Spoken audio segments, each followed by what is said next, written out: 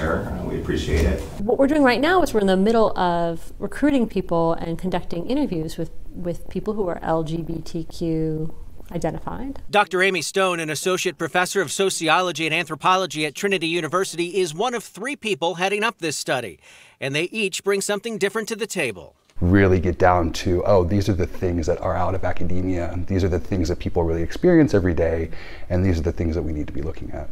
Dr. Phillips Nares with Dell Medical School monitors the health and stress factors of resiliency, while Robert Salcido, executive director of Pride Center San Antonio, provides insight into the community itself. I think it's going to be really beneficial for our community in a way that I don't think that we fully conceptualize as well. Right now, they're conducting hour-long confidential interviews to answer the question, what makes you resilient? And talking with them about what some of their strengths are, kind of how they manage hard times, like what they find resilient in themselves, and then what helps them be resilient. Thinking about resilience, it helps us understand how people are able to overcome traumatic events or stressful events that have an impact on their overall health. We've done about 40 interviews so far. They talk a lot about how faith and family are really important for giving them strength, and also the role of the community. Would you say that you have that same type of fire? The people have also told us very surprising stories of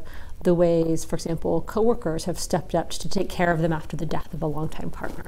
The study is funded for the next 3 years through the Robert Wood Johnson Foundation. Its advisory board members chosen from more than a dozen different organizations throughout the city. It's all part of a broader series of studies throughout the nation. There's 7 or 8 of us that are studying specifically in resiliency.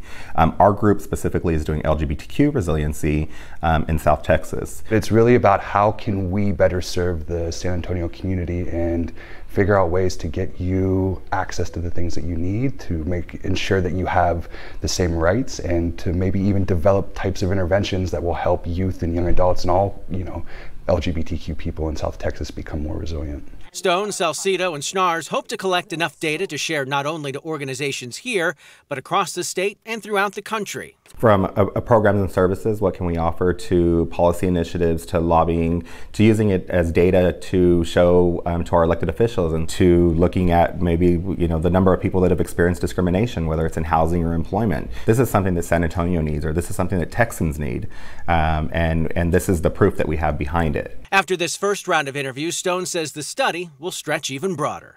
Our next phase next year will be conducting a really large survey, which has never really been done in San Antonio. It's pretty interesting to see how far this could go. Tell us how you're resilient. We want to know.